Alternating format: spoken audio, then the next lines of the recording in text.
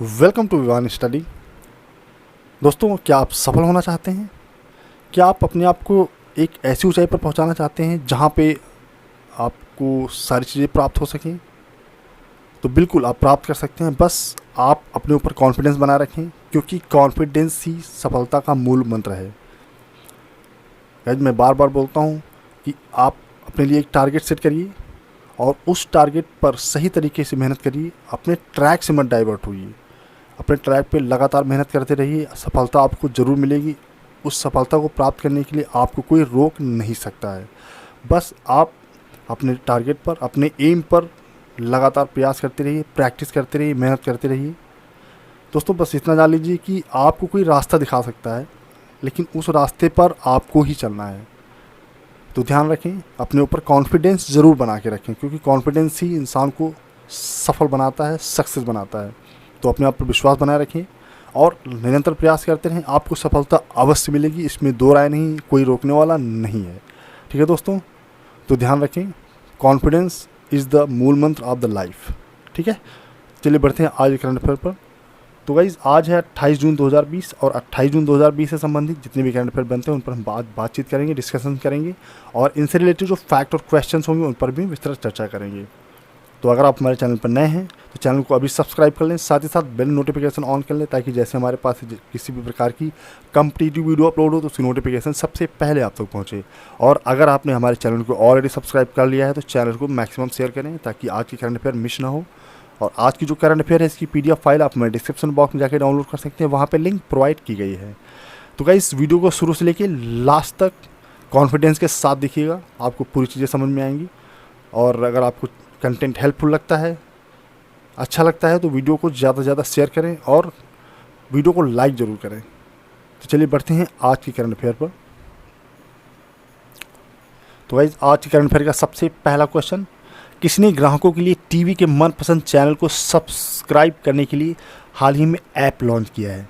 किसने लॉन्च किया है दोस्तों? तो इसका करेक्ट आंसर हो जाएगा ऑप्शन सी, ट्राई। और अगर हम बात करें ट्राई की, तो गाइज ये है ट्राई। ठीक है, एग्जाम में अक्सर फुल फॉर्म पूछता है TRAI, तो ट्राई का फुल फॉर्म होता है telecom regulatory authority of India. ठीक है, तो ये याद रखेंगे, वेरी वेरी इंपॉर्टेंट, क्योंकि एग्ज़ाम में फुल फॉर्म पूछता है। और ट्राई ने हाल ही में टीवी चैनल सेलेक्टर नाम से एक ऐप लॉन्च किया है। किस नाम से गाइज? TV channel selector. ठीक है, नाम से ऐप लॉन्च किया है, और जिसके माध्यम से क्या होगा कि ग्राहक टीवी के मनपसंद चैनल को सब्सक्राइब कर सकते हैं और जो चैनल ना पसंद हो उनको आप अनसब्सक्राइब कर सकते हैं, यानी अपने पैक से हटा भी सकते हैं। ठीक है, और यहाँ पे बात हुई है ट्राई की। तो गाइस, ट्राई की स्थापना कब हुई थी? 20 फरवरी 1997 को। और इसका हेडक्वार्टर कहाँ पे? ट्राई का न्यू दिल्ली में है। और इसके चेयरपर्सन कौन है? इसके चेयरपर्सन है राम सेवक शर्मा, और सेक्रेटरी कौन है? सुनील के गुप्ता। ठीक है, इसको याद रखेंगे। और अगर हम यहाँ अदर ऑप्शंस की बात करें, जैसे ऑप्शन ए में BSNL है, तो BSNL की अगर बात करें तो इसके CEO हैं प्रवीण कुमार पुरवार, और हेडक्वार्टर न्यू दिल्ली। और इसके संस्थापक कौन? गवर्नमेंट ऑफ इंडिया के माध्यम से इसका संस्था की गई थी। ठीक है, इसको फाउंडेशन की गई थी इसकी। और अगर हम बात करें इरिडा की, ठीक है, तो इरिडा एक इंश्योरेंस कंपनी है और इसकी स्थापना हुई थी 1999 में।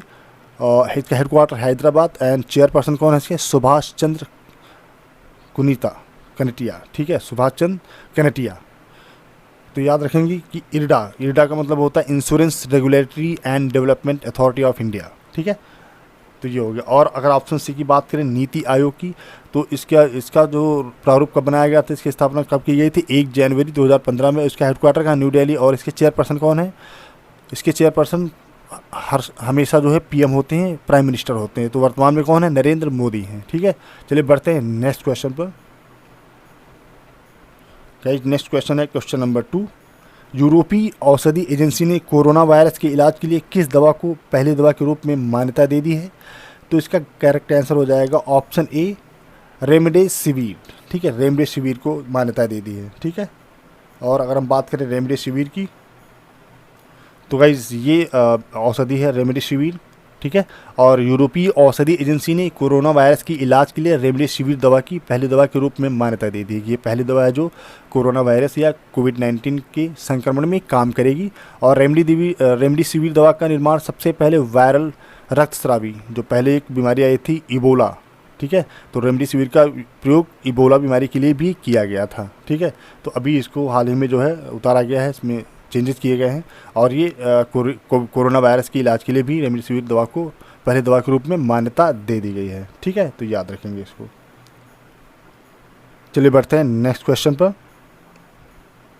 तो दोस्तों नेक्स्ट क्वेश्चन है, सेल्फ ड्राइविंग स्टार्टअप यानी जूक्स का अधिग्रहण करने के लिए किस कंपनी ने $1 बिलियन का समझौता किया है? $1 बिलियन का समझौता किया है।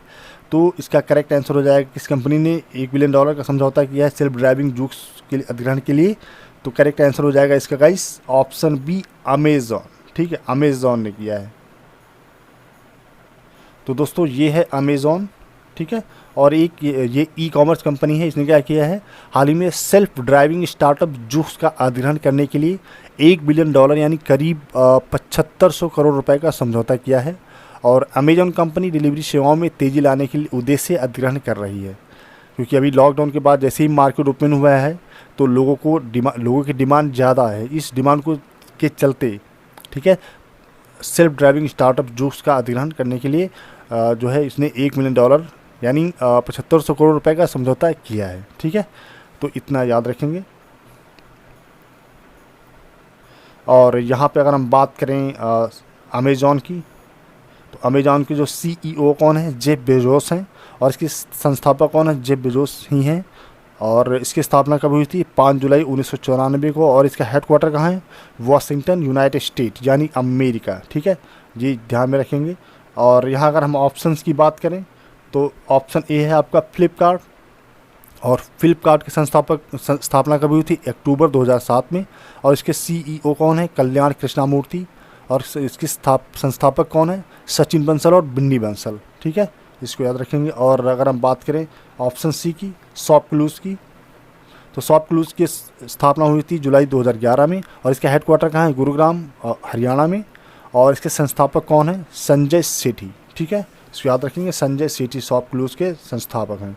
ऑप्शन डी की बात करें, स्नैपडील की स्थापना हुई थी 4 फरवरी 2010 को। और इसके CEO कौन है, कुणाल बहल। और इसका हेडक्वार्टर कहाँ है, इसका हेडक्वार्टर न्यू दिल्ली में है, ठीक है, याद रखेंगे, न्यू दिल्ली। चलिए बढ़ते हैं नेक्स्ट क्वेश्चन पर। Next question guys, English Premier League यानी EPL में लिवरपूल ने कितने वर्ष के बाद लीग के खिताब पर कब्जा किया है? तो इसका करेक्ट आंसर हो जाएगा 30 वर्ष बाद, ठीक है, ऑप्शन डी 30 वर्ष बाद। यानी इंग्लिश प्रीमियर लीग ने लिवरपूल में 30 वर्ष के बाद अपने खिताब पर कब्जा किया है। और अगर हम प्रीमियर लीग की बात करें तो दोस्तों ये है प्रीमियर लीग, ठीक है। और अभी इसी ने क्या हुआ कि लिवरपूल ने 30 वर्ष के बाद लीग के खिताब पर कब्जा किया है। और 132 वर्ष के इतिहास में मैनचेस्टर यूनाइटेड और के बाद लिवरपूल 19 के स्थान पर रहा। और इसके पास ही सबसे ज़्यादा किताब इस समय है इसी लीग के पास, ठीक है। तो प्रीमियर लीग ने ही जो क्या किया, अभी लिवरपूल के माध्यम से जो है इस किताब को जीता है, ठीक है। तो जितना याद रखेंगे। चलिए बढ़ते हैं नेक्स्ट क्वेश्चन पर। तो गाइस नेक्स्ट क्वेश्चन है क्वेश्चन नंबर 5 और आज की करंट अफेयर का बहुत ही इंपॉर्टेंट क्वेश्चन। कौन सा हवाई अड्डा रनवे के दोनों छोर पर aviation weather monitoring system aviation weather monitoring system जो है स्थापित करने वाला भारत का पहला हवाई अड्डा बन गया है? तो इसका करेक्ट आंसर हो जाएगा कौन सा हवाई अड्डा पहला बन गया है जिसने aviation weather monitoring system airport के जो है रनवे के दोनों तरफ लगाया है? तो वो करेक्ट आंसर हो जाएगा ऑप्शन ए, कैंपगोड़ा अंतर्राष्ट्रीय हवाई अड्डा बेंगलुरु, ठीक है, याद रखेंगे, कैंपगोड़ा अंतर्राष्ट्रीय हवाई अड्डा बेंगलुरु। और इसी ने क्या है, कैंपगोड़ा अंतर्राष्ट्रीय हवाई अड्डा बेंगलुरु रनवे के दोनों छोर पर एविएशन वेदर मॉनिटरिंग सिस्टम स्थापित करने वाला भारत का पहला हवाई अड्डा बन गया है, ठीक है। इसको याद रखेंगे कि एविएशन वेदर मॉनिटरिंग सिस्टम लागू करने वाला एयरपोर्ट के रनवे के दोनों तरफ वो राज्य बन गया है बेंगलुरु कैंपगोड़ा अंतर्राष्ट्रीय हवाई अड्डा। ये भारत का पहला एयरपोर्ट है, ठीक है। चलिए बढ़ते हैं नेक्स्ट क्वेश्चन पर। दोस्तों मंजिलें दूर नहीं, अगर आपके सपने मंजिल को पाने की हैं तो मंजिलें दूर नहीं, बस हौसले बनाए रखिए, मंजिलें आपको ज़रूर मिलेंगी। ठीक है दोस्तों, बस अपने अंदर कॉन्फिडेंस बरकरार रखिए, हौसले मजबूत रखिए, मंजिल आपको मिलना ही है, कोई रोकने वाला नहीं है। ऊपर वाला हमेशा उसी की मदद करता है जो जो व्यक्ति खुद की मदद करता है। ठीक है, तो मेहनत करते रहिए, बढ़ते रहिए और सफल होने के प्रयास करते रहिए। तो नेक्स्ट क्वेश्चन है 6, हाल ही में किससे टोरंटो इंटरनेशनल फिल्म फेस्टिवल यानी TIFF 2020 के 50 एम्बेसडर में शामिल किया गया है? तो इसका करेक्ट आंसर हो जाएगा ऑप्शन बी, प्रियंका चोपड़ा और अनुराग कश्यप। ठीक है, तो गाइज ये हैं प्रियंका चोपड़ा, याद रखें, ध्यान में रखेंगे, ये प्रियंका चोपड़ा हैं और ये हैं अनुराग कश्यप। ठीक है, और अभिनेत्री प्रियंका चोपड़ा और फिल्म निर्माता अनुराग कश्यप 2020 के लिए टोरंटो अंतर्राष्ट्रीय फिल्म महोत्सव यानी TIFF के राजदूतों में शामिल हुए हैं।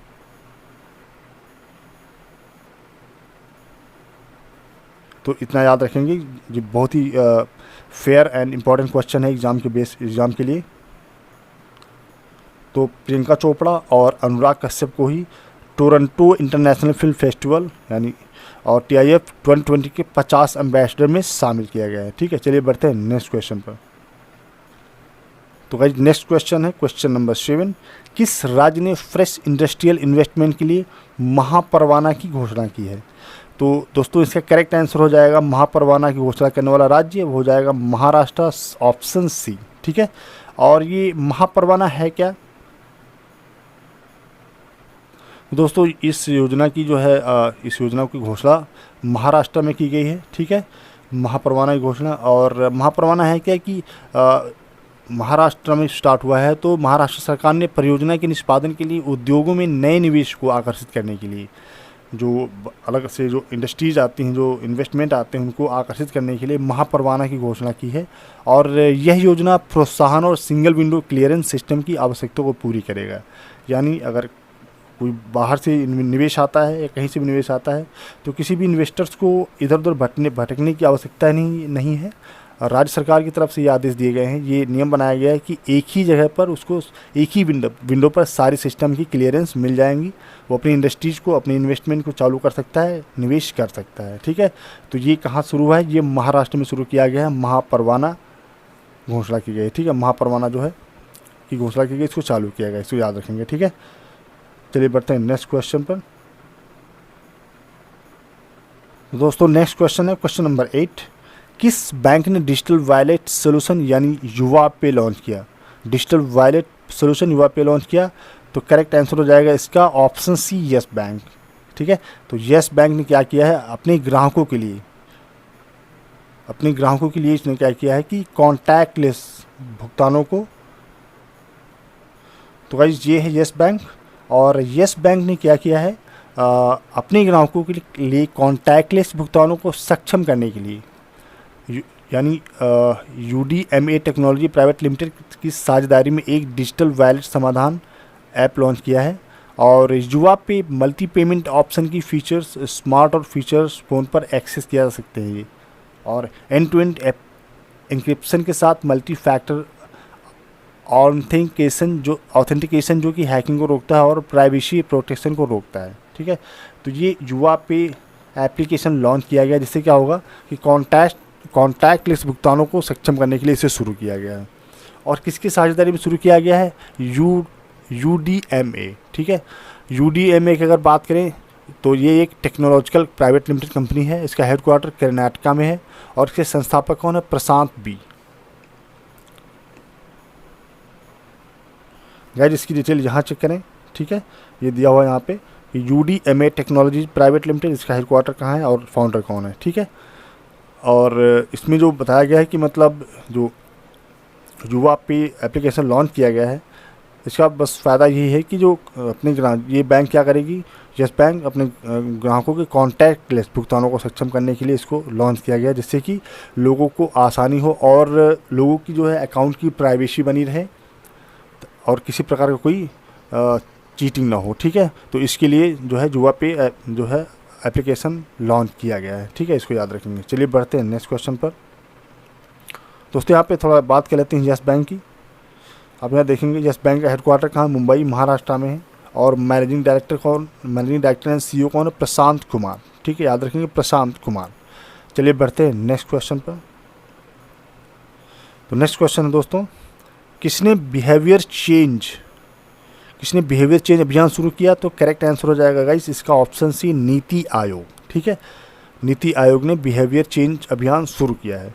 और अगर हम बिहेवियर चेंज अभियान की बात करें तो जैसा कि हम सभी जानते हैं कि अभी लॉकडाउन पूरी तरह से खोल दिया गया है, तो लोगों को कोविड-19 यानी जो कोरोना वायरस की इसका जो प्रसार हो रहा है, जो लोगों के बीच में फैला हुआ है, और इसके जो मानदंड हैं, जो सरकार ने मानदंड तय किए हैं, मानदंडों के बारे में जागरूकता फैलाने के लिए, लोगों को जागरूक करने के लिए कि मतलब सैनिटाइजर लगातार यूज करना है, मास्क पहने रहना है, मास्क, और लोगों से सोशल डिस्टेंसिंग बनाए रखनी है। ठीक है, कि नीति आयोग ने अभी क्या किया है, जागरूकता जागरूकता फैलाने के लिए नीति आयोग ने bill and Melinda Gates foundation, जिसे कहते हैं BMGF, centre for social and behavioural change यानी CSBC, अशोक विश्वविद्यालय, स्वास्थ्य और परिवार कल्याण मंत्रालय और महिला और बाल विकास मंत्रालय के साथ साझेदारी में navigating the new normal and website व्यवहार परिवर्तन अभियान की शुरुआत की है। ठीक है, तो इतना याद रखेंगे। और अगर हम बात करें यहाँ पे नीति आयोग की, तो दोस्तों ये है नीति आयोग। ठीक है, और अगर नीति आयोग की बात करते हैं तो नीति आयोग की स्थापना कब हुई थी, इसकी फॉर्मेशन कब की गई थी, 1 जनवरी 2015 को। और इसका हेडक्वार्टर कहाँ है, न्यू दिल्ली। और इसके चेयरपर्सन कौन होते हैं, प्राइम मिनिस्टर्स होते हैं। ठीक है, तो याद रखेंगे कि कभी भी अगर बात करें कि इसकी जो है चेयरपर्सन कौन है, तो चेयरपर्सन हमेशा प्राइम मिनिस्टर होते हैं, चाहे कोई भी प्राइम मिनिस्टर बना हो। ठीक है, तो इतना याद रखेंगे। चलिए बढ़ते हैं नेक्स्ट क्वेश्चन पर। तो गाइस क्वेश्चन नंबर 10 है, किसने उत्तर प्रदेश में वीडियो कॉन्फ्रेंसिंग के जरिए आत्मनिर्भर उत्तर प्रदेश रोजगार अभियान की शुरुआत की है? तो आत्मनिर्भर उत्तर प्रदेश रोजगार अभियान की शुरुआत की है, ऑप्शन बी करेक्ट हो जाएगा, नरेंद्र मोदी ने। हमारे प्रधानमंत्री नरेंद्र मोदी ने क्या किया है, आत्मनिर्भर उत्तर प्रदेश रोजगार अभियान की शुरुआत की है। कैसे? वीडियो कॉन्फ्रेंसिंग के माध्यम से। ठीक है, और उन्होंने पुरानी सरकारों पर निशाना साधते हुए कहा कि योगी की तारीफ की और नसीहत दी कि खूब मेहनत करो और आगे बढ़ो। और सरकार को, उत्तर प्रदेश सरकार को ये भी बताया कि इस प्रोसेस में आत्मनिर्भर भारत या आत्मनिर्भर उत्तर प्रदेश रोजगार अभियान में लोगों को ज़्यादा से ज़्यादा जोड़ा जाए और इससे लोगों की ज़्यादा से ज़्यादा हेल्प हो सके, उनको रोज़गार प्राप्त हो सके, अपने उद्यम को वो एक्टिवेट कर सकें। ठीक है, तो इतना याद रखेंगे कि आत्मनिर्भर उत्तर प्रदेश रोजगार अभियान की शुरुआत किसके द्वारा की गई है? तो दोस्तों नरेंद्र मोदी के द्वारा की गई है। ठीक है, इतना याद रखेंगे। चलिए बढ़ते हैं नेक्स्ट क्वेश्चन पर।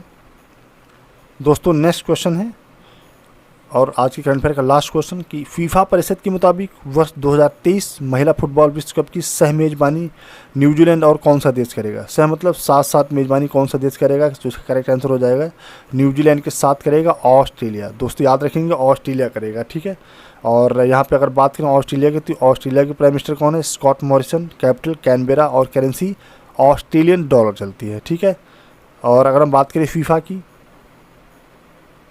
तो दोस्तों ये है फीफा। ठीक है, प्रीमियर लीग।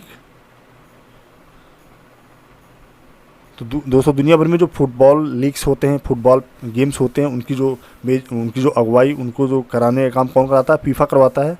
तो और फीफा की अगर बात करें तो फीफा प्रेसिडेंट कौन है? Gianni Infantino. और इसका हेडक्वार्टर कहाँ है? इसका हेडक्वार्टर है ज्यूरिख, स्विट्जरलैंड। और इसकी स्थापना कब हुई थी? 21 मई 1994। ठीक है दोस्तों, याद रखेंगे 21 मई 1994। तो ये थी आज की करंट अफेयर दोस्तों।